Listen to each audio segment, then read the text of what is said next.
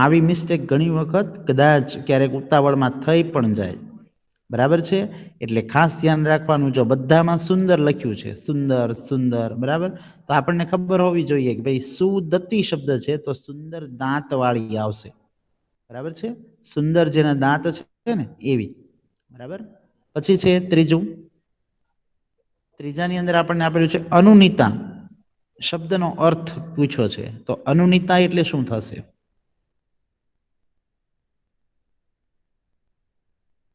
આપણે એવો શબ્દ એની અંદર વપરાણો તો પુનરઅનુનિતા, બરાબર ને, આવો શબ્દ આપણે જે છે એ વપરાણો તો પુનરઅનુનિતા. તો આ શબ્દનો અર્થ આપણે શું લખ્યો તો? આપણે શબ્દ લખાવેલા છે, વિચાર કરો.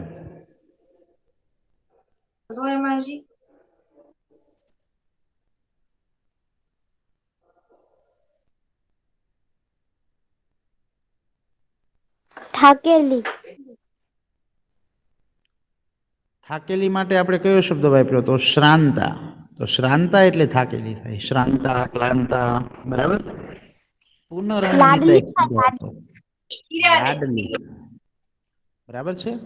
અનુનિતા શબ્દનો અર્થ થાય છે લાડ કરાયેલી અથવા તો લાડલી, અને પુનરઅનુનિતા એટલે વારંવાર લાડ કરાયેલી, બરાબર ને, જે વારંવાર લાડ કરાયેલી છે એવી. એટલે અનુનિતા શબ્દનો અર્થ શું થઈ ગયો તો કે લાડલી, બરાબર છે.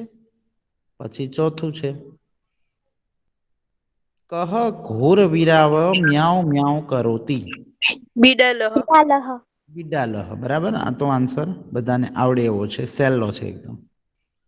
પછી પાંચમું છે કા સુદતી શોભન ગાત્રી સુમુખી અસ્તિ.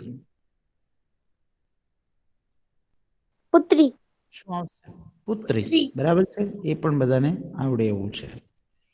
માતા, જો હવે આની અંદર થોડા ઘણા ગુજરાતી પ્રશ્નો પણ છે, એટલે આપણે ગુજરાતીની અંદર પણ આવી શકે. માતા કોને ન ડંખવાનું કહે છે? મચ્છરને. મચ્છરને. એટલે મચ્છરને એમ કહે છે કે તું પુત્રીને ડંખ ન માર. પછી છે સાતમું, માતા કોને કર્કશ કંઠે રટણ ન કરવાનું કહે છે? કાગડાને. ઓકે, કાગડાને, બરાબર છે, સરસ, વેરી ગુડ. પછી છે આઠમું, કોણ ભવ ભવ કરે છે? કૂતરો. બરાબર છે, ઓકે, વેરી ગુડ. જો આની અંદર ખાસ હવે જોજો, પર્યાય શબ્દો આવ્યા છે. પર્યાય એટલે કે સમાનાર્થી. તો શુનકહ શબ્દનો પર્યાય શબ્દ આપો, બરાબર. મેં તમને પર્યાય શબ્દો પણ મોકલ્યા છે, બરાબર, પેલાની અંદર પીડીએફ તમને મેં સેન્ડ કરી, એની અંદર પર્યાય શબ્દો પણ છે. તો શુનકહ એટલે શું થાય? કુક્કુરહ, બરાબર. પછી છે દસમું, બિડાલહ, એનો પર્યાય શબ્દ શું થાય? બિડાલહનો પર્યાય શબ્દ શું થશે? માર્જર. માર્જાર. માર્જાર એટલે પણ બિલાડી, અને બિડાલ એટલે પણ બિલાડી થાય. પછી છે 11મું, સુંદરમ શબ્દ, એનો વિરુદ્ધાર્થી શબ્દ પૂછ્યો છે. એનો મનોહરમ. વિરોધી શબ્દ. જો મનોહર એટલે સુંદર થાય, રમણીય એટલે સુંદર થાય, અને રમ્ય એટલે સુંદર થાય, બરાબર. તો વૈજો કયો? કુરૂપમ, બરાબર. પછી ઉચ્ચે હે શબ્દનો આપણને વિરુદ્ધાર્થી પૂછ્યો છે. ઉચ્ચે હે, ઉચ્ચે હે એટલે કે મોટેથી, ઊંચેથી. તો નીચે. હા, મંદમ શબ્દ આવશે, બરાબર. આ નીચે હે શબ્દનો અર્થ જે છે ને એવા અર્થમાં લેવો છે કે જેની તેની નીચે હોય ને એની વાત છે, કોઈ વસ્તુ છે, વ્યક્તિ છે, એની વાત. અને મંદમ એટલે કે ધીમે, ઊંચે એટલે મોટેથી, ઊંચેથી, જે આપણે બોલતા હોઈએ ને એની વાત છે, બરાબર. પછી આ શબ્દની સંધિ હમણાં જે આપણે જોયું હતું એ ખાસ ધ્યાન રાખજો.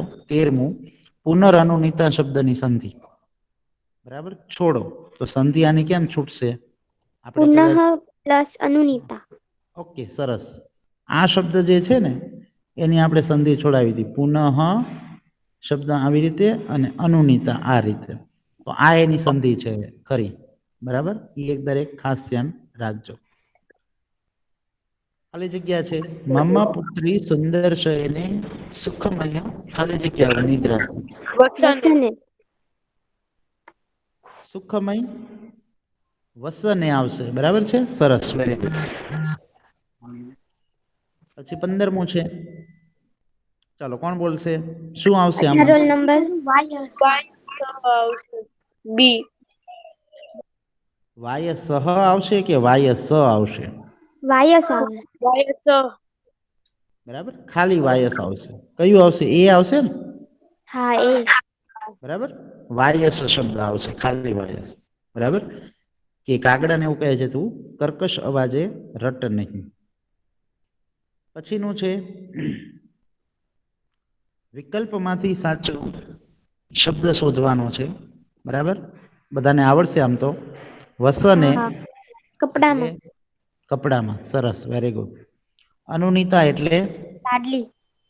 લાડલી. વાયસ એટલે કાગડો. કાગડો. કાગડો, બરાબર છે. ખલ લુચ્ચું. લુચ્ચું, સરસ. શ્રાંતા થાકેલી. થાકેલી. થાકેલી, સરસ. શુનકઃ કૂતરું. કૂતરું. ક્લાંતા મીઠું બોલતી. મીઠું બોલતી. પછી કુરુ કૂદ. ક્રૂર. કુરુ. આપણે એ શબ્દ એક આવતો તો યાદ કરો, મા કુરુ. કરો. હા, કરો. તો આવો શબ્દ આવતો હતો ને, તો આનું આપણે શું લેતા હતા? ન કરો એમ. ના કરો. તો કુરુ નો અર્થ શું થયો? કરો એમ. બરાબર છે. મશકઃ મચ્છર. ઓકે. બિડાલહ બિલાડી. બિલાડો. સરસ, સરસ, વેરી ગુડ, ખૂબ સરસ. પછી આપણને સમાનાર્થી શબ્દો આપ્યા છે. સમાનાર્થી કયો અથવા તો પર્યાય કયો, જે કયો એ. બરાબર છે, એ પણ મેં તમને સેન્ડ કરેલા છે. બરાબર, એ બધા ખાસ તમારે રીડ કરવાના છે અને આવી રીતે વાંચવાના પણ છે. આપણે ઘણા બધા એવા શબ્દો જોઈ ગયા કે જે આપણને ઉપયોગમાં હોય, કામમાં આવતા હોય. વચ્ચે વચ્ચે જ્યારે પણ આપણે પાઠ ચલાવતા હતા ત્યારે પણ મેં તમને કહ્યું હતું કે ભાઈ આવા બધા શબ્દો જે છે એ ખાસ તમારે કરવાના છે. તો એવા બધા શબ્દો યાદ રાખવાના અને એનું ભાષાંતર પણ સમજતું જવાનું. ભાઈ કોઈ શબ્દનો અર્થ શું થાય છે એ પણ તમારે જોતું જવાનું. બરાબર છે. આપણને અહીંયા એક શબ્દ આપેલો છે.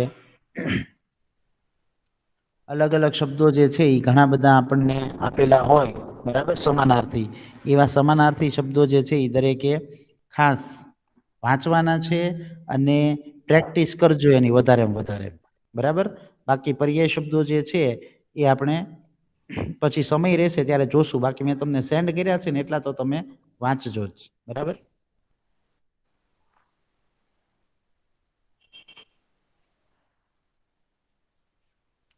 રૂપોની અંદર આપણે જેવી રીતે જોયા એટલા રૂપો તમારે કરવાના છે. બીજા બધા રૂપો જે છે જેની અંદર આપણે કાળના રૂપો આપણે કરાવ્યા હતા. બરાબર, અને વિભક્તિના રૂપો. બરાબર છે, એટલે વિભક્તિના અને કાળના રૂપો જે છે એ બે કોષ્ટક, એ મેં તમને કોષ્ટક પણ સેન્ડ કર્યા છે. બરાબર, તો એ વિભક્તિ અને કાળ એ બેના રૂપો જે છે એ બરાબર વાંચી લેજો, જોઈ લેજો. એમાં ક્યાંય ન સમજાય તો પૂછજો. બરાબર, અને એમાંથી બધું નથી પૂછાવાનું. બે જ કોષ્ટક જોવાના છે. એક રામ વાળું જે કોષ્ટક છે એ, બરાબર છે, અને બીજું જે વર્તમાન કાળનું કોષ્ટક છે એ.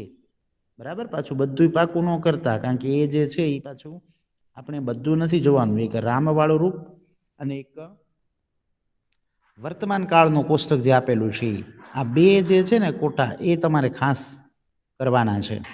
બરાબર છે.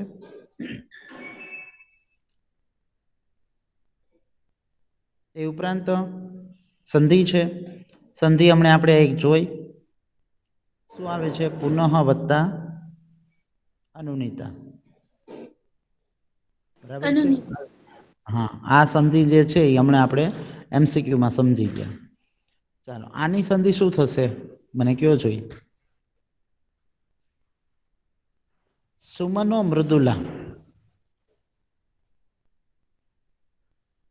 સુમન ઓ મૃદુલા. નહીં, જો આપણે સેન્ડ પણ કરેલી છે તો તમે વાંચી નહીં હોય. મેં તમને PDF માં સેન્ડ પણ કરેલી છે. કઈ રીતે થશે? સુમન આવી રીતે આવી જશે વિસર્ગ. અને મૃદુલા શબ્દ એમનામ જ રહેશે. સુમનઃ મૃદુલા, બરાબર ને? જે આ છે ને ઓ એ નીકળી જશે, સુમનો નહીં આવે, બરાબર? આ નીકળી જશે, સુમનઃ આવશે, બરાબર? સુમનઃ પ્લસ મૃદુલા આમ શબ્દ આવી જશે, બરાબર? પછીની છે ત્રીજી, ઉચ્ચૈર માં ભસ. હા બોલો. સર હું કહું પ્લસ માં પ્લસ પશ. હા, ઉચ્ચે હે, બરાબર? ઉચ્ચે હે, જો એની અંદર છે ને નાની એવી ભૂલ હોય ને તો પણ તમારી સંધિ ખોટી પડે, બરાબર? પછી માં, બરાબર? અને પ્લસ ભસ, બરાબર? હવે માનો કે જો કોઈકની અંદર એવી રીતે આપેલું હોય કે ભાઈ ઉચ્ચે હે ની અંદર ખાલી ઉચ્ચે આપેલું હોય, બરાબર? વિસર્ગ ન લગાડેલો હોય. તો ઘણાની અંદર એવું હોય કે માં અને ભસ એ બંને સાથે સાથે આપેલું હોય કે ઉચ્ચે હે વત્તા માં ભસ. તો આવી રીતે આપેલું હોય તો પણ ખોટું પડે, બરાબર? સાચી રીત જે છે એ જોઈ લેવાની કે ભાઈ કેવી રીતે છે, ઉચ્ચે હે માં વત્તા ભસ. તો આવી રીતે જે ત્રણ શબ્દોની સંધિ થાય છે એ પણ ખાસ દરેકે ધ્યાનમાં રાખવાનું છે, બરાબર? કારણ કે નાની નાની મિસ્ટેક હોય સંધિની અંદર, ક્યાંક શબ્દ જે છે એની પાછળ વિસર્ગ ન આવતું હોય, ક્યાંક મ લગાડેલો હોય, ક્યાંક મ ન લગાડેલો હોય, બરાબર ને? એવી નાની નાની મિસ્ટેક આપેલી હોય, બરાબર? એટલે એ દરેકે ધ્યાનમાં રાખવાની છે. પછી આગળનું જોઈએ,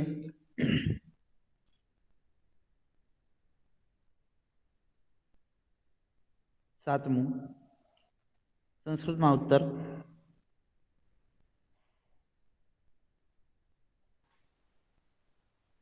પહેલું છે, પુત્રી કિમ કરોતી? પુત્રી નિંદ્રાતી. પુત્રી નિદ્રાતી. સરસ, વેરી ગુડ. કર્કશઃ કંઠઃ કસ્ય અસ્તિ? કર્કશ કંઠણ વાયસ અસ્તિ. વાયસઃ અસ્તિ, બરાબર છે, સરસ, વેરી ગુડ. અહીંયા કસ્ય શબ્દનો અર્થ શું થશે? કોનો, બરાબર ને? કે કર્કશ અવાજ કોનો છે એમ, એટલે એવો શબ્દ તમારે ધ્યાનમાં રાખવાનો. ત્રીજું છે, બિડાલહ કિમ કરોતી? બિલાડી શું કરે છે? કિમ એટલે શું? બિડાલહ ઘોર વિરામ કરોતી. ઘોર વિરાવમ, પછી મ્યાઉ મ્યાઉ શબ્દ ઉમેરશું કે ઘોર વિરાવમ મોટા અવાજે મ્યાઉ મ્યાઉ કરોતી, મ્યાઉ મ્યાઉ કરે છે, બરાબર?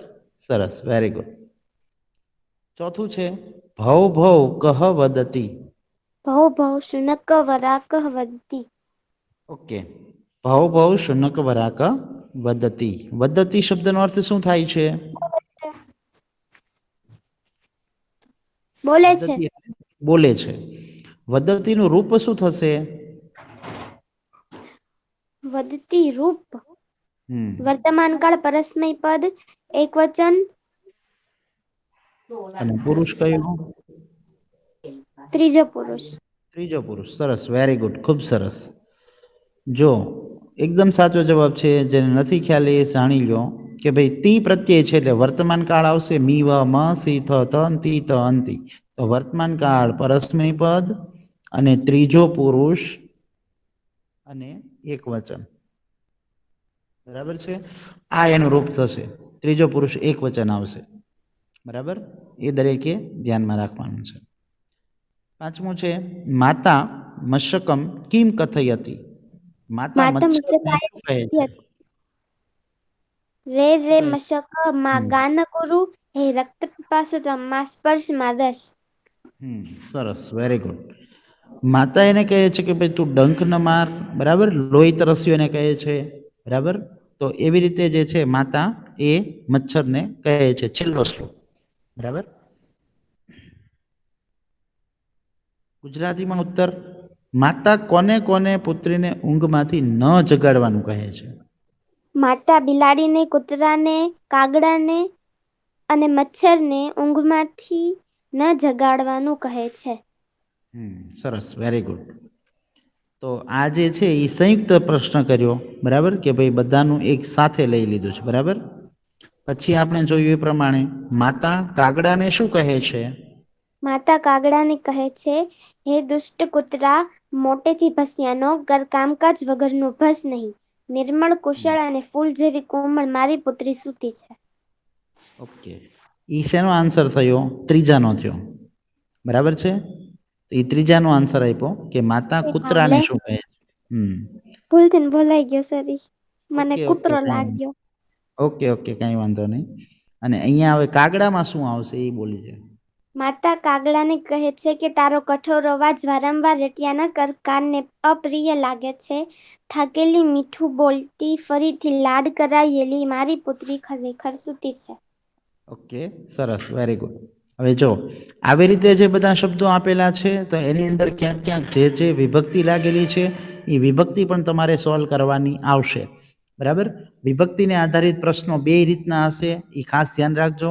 વિભક્તિ દાખલા તરીકે કોઈ પણ આપણે જેવી રીતે બીજો પાઠ શીખ્યા તો એની અંદર દાખલા તરીકે એક શબ્દ છે કે વિદ્યાલયે. તો જો વિદ્યાલયે તો અહીંયા એ પ્રત્યય ઉપર આપેલો છે, બરાબર છે. તો વિદ્યાલય શબ્દ છે મૂળ, એ આપણે ધ્યાનમાં લેવાનો. એ ઉપરાંત જેવી રીતે શબ્દ આપણને એની અંદર જે તે રામ શબ્દ આપેલો છે તો એની આધારિત કોઈ પણ શબ્દ આપણને પૂછાણો હોય, બરાબર. જેવી રીતે આપણે આની પહેલા પણ એવો શબ્દ પૂછ્યો તો દાખલા તરીકે જનસ્ય હોય તો સ્ય છે ને એ છઠ્ઠી વિભક્તિમાં આવે, બરાબર છે. તમે રામનું કોષ્ટક જોશો તો એમાં છઠ્ઠી વિભક્તિ એક વચનમાં સ્ય આપેલું હશે, પણ એમાં કેવી રીતે આપેલું હોય? રામસ્ય, બરાબર. એમાં રામસ્ય આપેલું હોય, આપણે પૂછેલું હોય જનસ્ય, પણ બે શબ્દો એક સરખા જ છે, બરાબર. શબ્દમાં ફેર છે પણ વિભક્તિ કેવી છે? સરખી જ છે, બરાબર છે. આમાં માણસ નું શબ્દ આવે ને આમાં રામ નું શબ્દ આવે. બેની પાછળ વિભક્તિ કોમન લાગેલી છે. કઈ લાગેલી છે? નું, બરાબર. તો નોની નું ના લાગેલું હોય ત્યારે હંમેશા છઠ્ઠી વિભક્તિ એક વચન જ આવે, બરાબર. તો એ વિભક્તિ જે છે એ ખાસ તમે જોઈ લેજો. એને આધારિત મેં તમને શબ્દો પણ લખીને સેન્ડ કરેલા છે, એ બરાબર વાંચી લેજો, સમજી લેજો. એ શબ્દો પણ હમણાં હું તમને બતાવું અને સોલ્વ કરાવું એટલે તમને ખ્યાલ આવશે, બરાબર. ઓકે, આની અંદર જે છે માતા મચ્છરની તો આપણને ખ્યાલ આવી જાય. એ ઉપરાંત આપણને જુઓ શ્લોક આપેલા છે, બરાબર, ગુજરાતીમાં અનુવાદ. તો ગુજરાતી અનુવાદની અંદર જ્યારે તમે શ્લોક કરો છો ત્યારે કમ્પ્લીટલી વ્યવસ્થિત સારી રીતે ભાષાંતર જે છે એ તમારે લખવાનું છે. ભાષાંતર બરાબર જોજો, સમજજો, વાંચજો અને પછી એની અંદર જે છે એ તમે સબમિટ કરાવજો, બરાબર. એમનામ જે છે એ ઘણી વખત એક શબ્દના કારણે થઈને આખું ભાષાંતર તમારું બદલાઈ જતું હોય, બરાબર. એટલે એ એક ધ્યાન રાખજો. ઓકે, બીજો પાઠ હમણાં સ્ટાર્ટ કરીએ આપણે પહેલાની અંદર, પણ મારે તમને ઓલા રૂપો પહેલા એક થોડાક બતાવવા છે. પેલી મેં તમને પીડીએફ સેન્ડ કરીને એના, એટલે એ એક આપણે જરાક જોઈ લઈએ એટલે આપણે પછી બાકી ન રહી જાય.